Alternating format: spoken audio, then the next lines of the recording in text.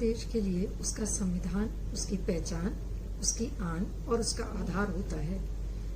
किसी भी देश के लिए ये संविधान उसके भूत, वर्तमान और भविष्य तीनों को समाहित करता है। इतिहास की वो धरोहर होता है, वर्तमान की व्याख्या करता है और भविष्य के लिए मार्गदर्शन करता है। जब कोई भी देश सामने आता है एक स्वतंत्र अस्तित्व को बनाने के लिए, तो ये संविधान ही उसके लिए सबसे महत्वपूर्ण होता है। भारतीय स्वतंत्रता अधिनियम 1947 के पारित होने के परिणाम स्वरूप भारत ने अपने लिए एक स्वतंत्र अस्तित्व बनाया था। साम्राज्यवाद की बेड़ियों को तोड़ने के पश्चात उसको आवश्यकता थी एक ऐसे सुदृढ़ संविधान की जो उसका मार्गदर्शन कर सके। पूरी आजादी के आंदोलन में साम्राज्यवाद को दूर करने के लिए बहुत से प्रयास हुए थे। हम लोग ने राष्ट्रवाद को अपना बल बनाया था। सौहार्द और संवेदना के साथ पूरे आंदोलन में भारतीयों ने साथ दिया था। लेकिन इस समय एक ऐसे ग्रंथ की आवश्यकता थी जो हमें आगे भी संचालित कर सके। ये संविधान बनाने का काम हमने अपनी संविधान सभा को सौंपा। ये नई सभा नहीं बनाई गई थी। जिस समय आजादी के पूर्व अविभाजित भारत में एक सभा 9 दिसंबर 1946 को बनाई गई, उसका कार्य केवल विधायिका का था। लेकिन आजादी मिलने की उम्मीद में हमने उसी को संविधान सभा का नाम दे दिया। 9 दिसंबर 1946 को बनी हुई ये सभा आगे चलकर एक संविधान सभा में परिवर्तित हो गई और पहला अधिवेशन इसका 14 अगस्त 1947 को बुलाया गया। इसमें पंडित जवाहरलाल नेहरू के द्वारा एक उद्देश्य संदेश प्रस्तुत किया गया। इस उद्देश्य संकल्प को हमने आधार बनाया अपने आगे आने वाले संविधान का। इस उद्देश्य संकल्प को 22 जनवरी 1948 को अंगीकृत भी किया गया और आज हमारे संविधान में ये एक महत्वपूर्ण स्थान पाता है हमारी उद्देशिका के रूप में। संविधान को हमने 1950 में लागू किया, वो अनायास ही प्रकट नहीं हुआ था। इसकी एक सुदृढ़ ऐतिहासिक पृष्ठभूमि है। इसमें अनेक लोगों का योगदान है और 100 से अधिक वर्षों का इतिहास है जो कि समाया हुआ है। असंख्य लोगों के योगदान से, अनेक प्रकार के प्रयासों से हमने इस संविधान को तैयार किया। 2 वर्ष 11 माह और 18 दिन, इस लंबी अवधि में अनेक प्रकार के विवाद और बहस के बाद हम लोग एक संविधान के ऊपर राजी हो पाए। 26 नवंबर 1949 को संविधान को हमने पूरी तरह बनाकर तैयार कर लिया, लेकिन लागू नहीं किया। लागू करने के लिए पहले से ही निश्चित था कि ये 26 जनवरी के दिन ही लागू किया जाएगा। लेकिन 26 नवंबर 1949 को जब संविधान कंप्लीट किया गया, पूर्ण किया गया, उस समय हमने माना कि ये हमारा संविधान दिवस के रूप में महत्वपूर्ण दिन होगा। आज भी हम इस दिन को संविधान दिवस के रूप में मनाते हैं। हर्ष और गौरव के साथ उस दिन को याद करते हैं जब संविधान सभा ने अपने कार्य को पूर्ण किया था। इस कार्य को पूर्ण करने में बहुत से लोगों ने योगदान दिया। सभा ने अपना काम किया, साथ में उन लोगों का भी योगदान हम स्वीकार करते हैं जिन्होंने राष्ट्रीय आंदोलन के दौरान अपना कहीं न कहीं कोई विचार व्यक्त किया था, किसी प्रकार की मांगे रखी थी। उन सब चीजों को हमने संविधान में जब सम्मिलित किया तो ये कह सकते हैं कि ये संविधान केवल उन 284 लोगों की रचना नहीं है जो कि उस संविधान सभा में उपस्थित थे, बल्कि उन सब असंख्य लोगों की रचना है जिन्होंने राष्ट्रीय आंदोलन में किसी भी प्रकार की भागीदारी निभाई थी। उद्देशिका भी अपने आप में आखिरी पंक्ति में यही कहती है कि हम भारत के लोग अपने आप को ये संविधान देते हैं। We the people of India give to ourselves this constitution। ये पंक्ति अपने आप में ये दिखाती है कि ये भारतवर्ष अपने लोकतंत्र को कितना सम्मान देता है, अपनी जनता को किस प्रकार से संप्रभु मानता है। साथ में उद्देशिका ये भी कहती है कि हम स्वतंत्रता, समानता और भाईचारे के आधार पे ही पूर्ण संविधान को कार्य कराएंगे। इसलिए ये उद्देशिका के जो संदेश हैं ये अपने आप में संविधान की आत्मा है, संविधान का सार है और यही सबसे महत्वपूर्ण हिस्सा हमारे संविधान का है, जो कि उद्देश्य संकल्प के आधार पर बना था और आज भी हमारे लिए एक तरीके से निचोड़ है हमारे संविधान का। वसुधैव कुटुंबकम की जो भावना है हमारी संस्कृति का भी आधार है और हमारे संविधान का भी। इसी को हमने अपनी उद्देशिका में दिखाया हुआ है। संविधान सभा के अथक प्रयासों और परिश्रम के परिणाम स्वरूप जो भारतीय राजनीतिक व्यवस्था तैयार की गई है वो विश्व की सर्वश्रेष्ठ व्यवस्थाओं में मानी जाती है और अनेक संविधानों से इसको हमने प्राप्त किया है। लगभग 90 वर्ष के एक लंबे उपनिवेशवाद के बाद जब हम आजाद हुए थे तो हमने ब्रिटेन से बहुत कुछ ग्रहण किया था। पूरे स्वतंत्रता आंदोलन में हमने बहुत कुछ सीखा था, बहुत सी महत्वाकांक्षाएं प्रस्तुत की थी। इन सब को हमने अपने इस संविधान में समावेशित किया है, उसी में शामिल किया है ताकि हम आगे चलकर भूल ना जाएं कि हमारे किस प्रकार की महत्वाकांक्षाएं थीं। ब्रिटेन से हमने बहुत कुछ लिया क्योंकि उसी के आधार पे हम 90 साल अपना शासन चलाते रहे थे, इसलिए उससे काफी कुछ हमने ग्रहण किया।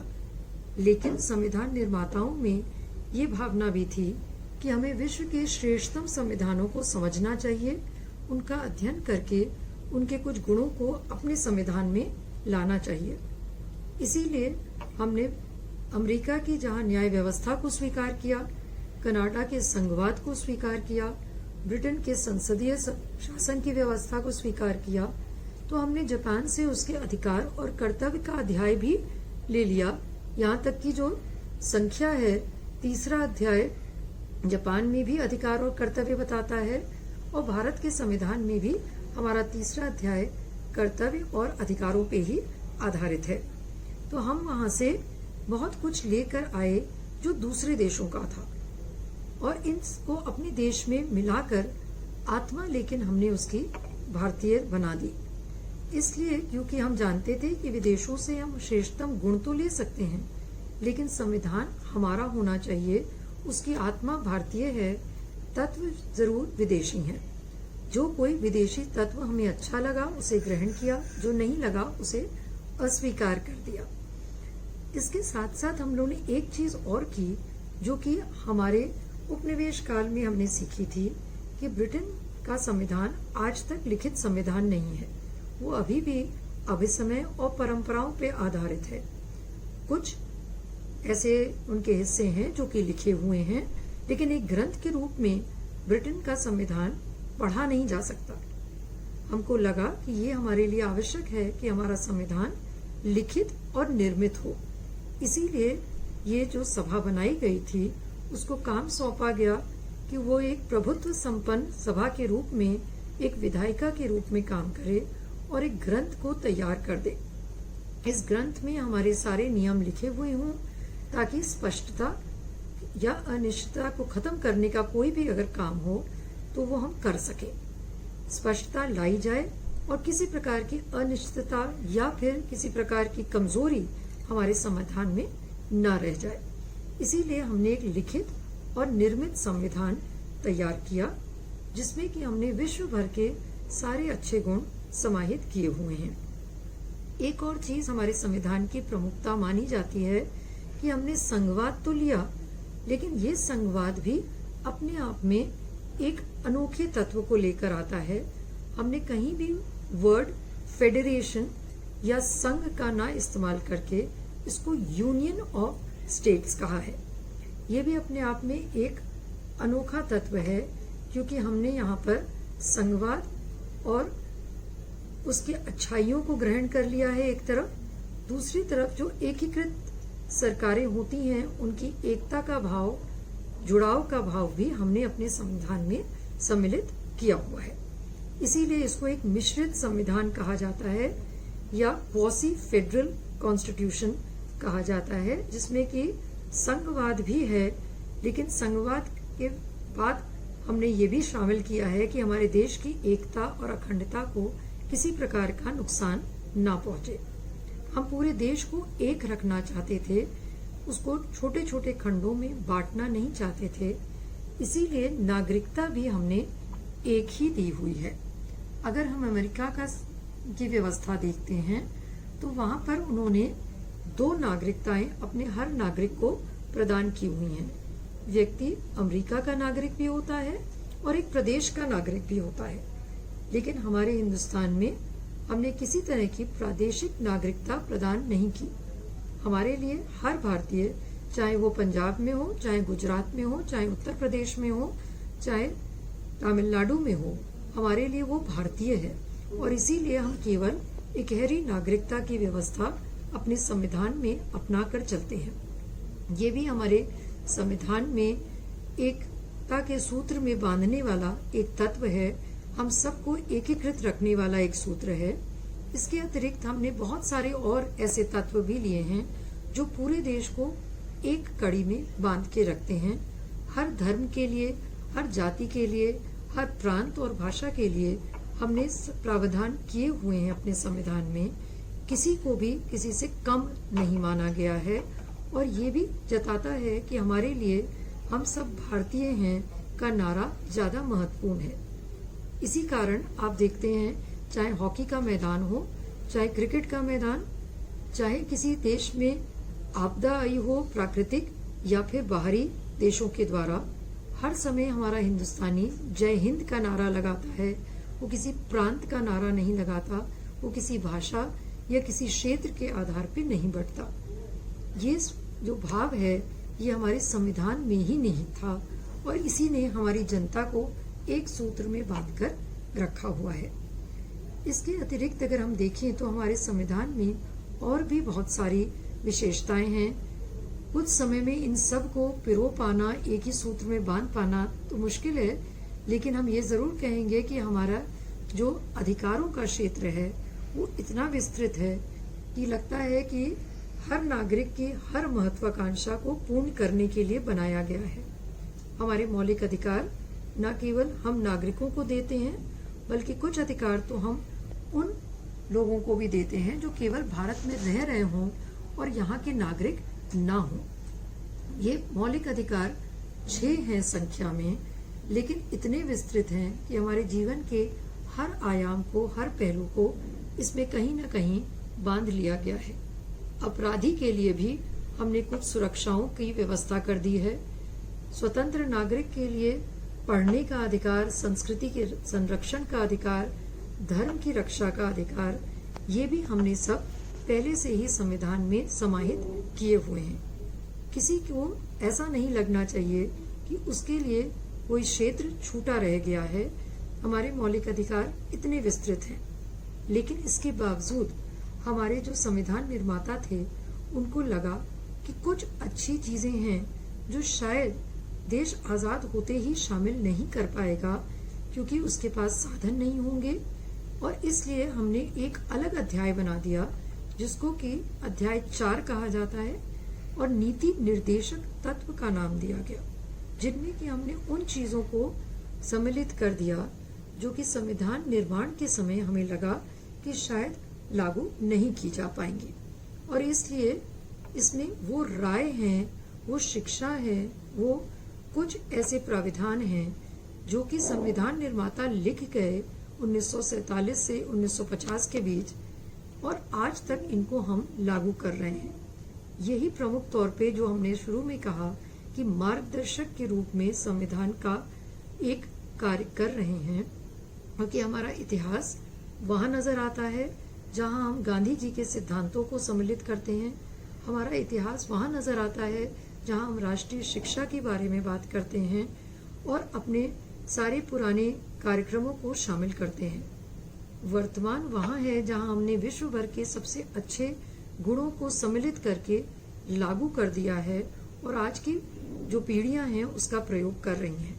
और भविष्य हमारे संविधान का वहां नजर आता है जिसको कि हम अध्याय 4 कहते हैं, और वहां नीति निर्देशक तत्वों में हम भविष्य की योजनाएं बनाकर रख देते हैं, संजो कर लोग उसको रख गए हैं ताकि आगे आने वाली सरकारों के लिए कोई कमी ना रह जाए अच्छे विचारों की, और उनके आधार पे हम आगे बढ़ सकें। तो ये हमारे संविधान में एक प्रमुख गुण था जो कि हमने आयरलैंड के संविधान से लिया।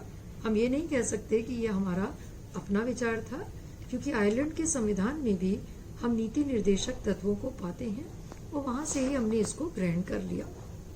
जापान से हमने तीसरा अध्याय का जब शब्द लिया था तो शुरू में हमने केवल अधिकार लिखे थे, लेकिन आगे चलकर हमने कर्तव्यों को जोड़ा और कर्तव्यों को इस तीसरे अध्याय में जोड़ने के बजाय हमने चौथे अध्याय में नीति निर्देशक तत्वों के अंत में जोड़ दिया। ये वो कर्तव्य हैं जो नागरिकों को याद दिलाते हैं कि एक अच्छे भारतीय के रूप में उन्हें कौन से काम करने चाहिए, किस प्रकार से अपने देश को आगे ले जाने के लिए काम करना चाहिए। और अगर आज के समय में हम विज्ञान की और वैज्ञानिकतावाद की बात करते हैं तो हमें ये ध्यान रखना चाहिए कि हमारा संविधान पहले से ही वैज्ञानिक प्रवृत्ति को बढ़ावा देने की बात करता है।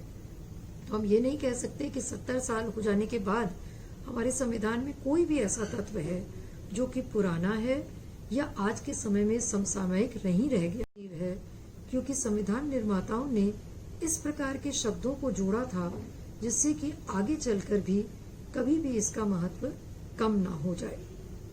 इसी वजह से हम लोग ये पाते हैं कि ये संविधान विश्व के सबसे लंबे संविधानों में हो गया, क्योंकि हमने इसका आधार 1935 के अधिनियम को बनाया था।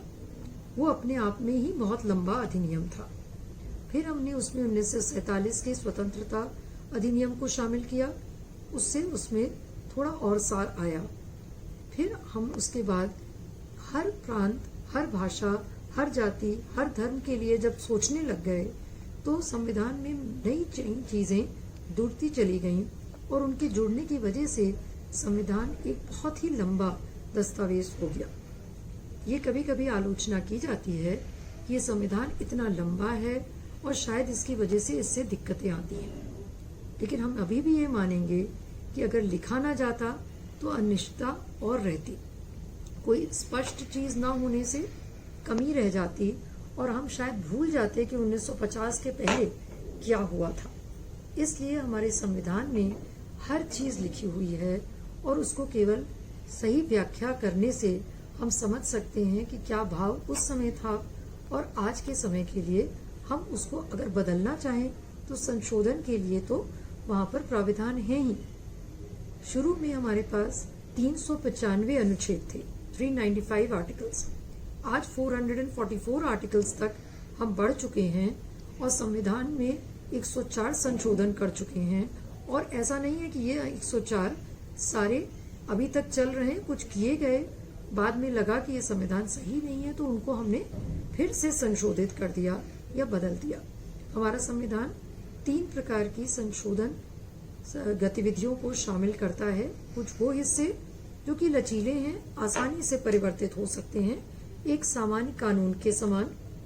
कुछ वो भाग जिनमें कि हम एक विशेष प्रकार के बहुमत की मांग करते हैं और कुछ वो भाग जिसमें कि विशेष बहुमत के बाद हम ये भी मानते हैं कि हमारे प्रदेश भी अपनी राय वहां दे दें। इससे अच्छा संविधान हम कहां से लाएंगे जो हर व्यक्ति, हर समूह, हर धर्म, हर जाति का ध्यान रखता हो और हर परिस्थिति के अनुसार अपने आप को परिवर्तित करने के लिए तैयार हो। इसीलिए केवल औपचारिकता ही नहीं है, बल्कि हमें उन सब लोगों का स्मरण करते हुए जिन्होंने कि संविधान सभा में भाग लिया और इस संविधान का निर्माण किया, आज भी अपने संविधान दिवस को मनाना चाहिए और गर्व और उल्लास के साथ मानना चाहिए कि हम भारतीय हैं और हम अपने संविधान को हर समय, हर परिस्थिति में सुरक्षित रखेंगे और उसका सम्मान करेंगे। जय हिंद, जय भारत।